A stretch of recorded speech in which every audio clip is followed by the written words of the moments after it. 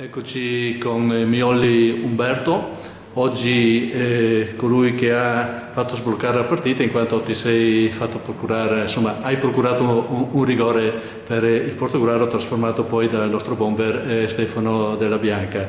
Sei entrato a gioco iniziato, partiamo da qua. Entrare a gioco iniziato dà più stimoli o più complicazioni?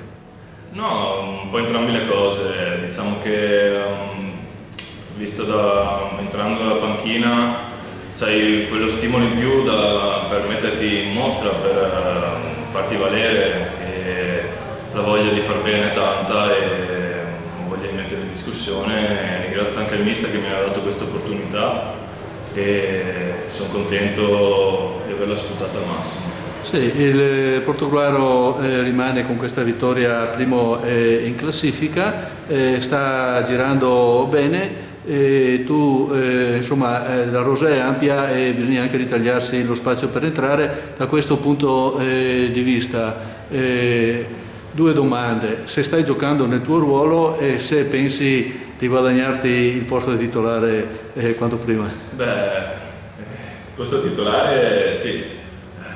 Penso che tutti vorrebbero partire dall'inizio, anche perché sì, hai più chance, hai più minuti, e comunque sì, il mio ruolo sarebbe la prima punta, però posso adattarmi anche a giocare a due davanti.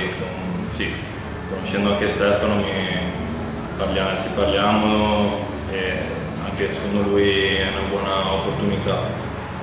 E niente, faccio il massimo sempre, in allenamento è importante e mai mollare. Sì, perché prima sentivo che ti chiedevano al mister, insomma, se tu eri compatibile, fra virgolette, insomma, a giocare in coppia con Stefano Della Bianca. Tu confermi che non c'è nessun problema? Sì, per me diciamo non c'è nessun problema, diciamo, giocare con uno o con l'altro, l'importante è essere in campo e dare il massimo.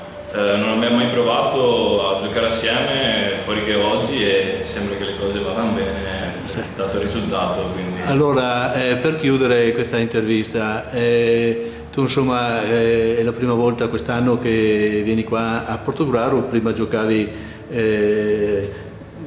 dove giocavi in eccellenza con la Liventina? Perciò nel Trevigiano, ecco, non mi veniva la parola. Come ti sei ambientato e trovato in questa società? È una società ottima, con grandi ambizioni, e hanno fatto una signora squadra, mi trovo un bellissimo gruppo e ripeto, non ci fa mancare niente perché sono sempre disponibili in tutto, la società. Bene, allora ringraziamo Umberto.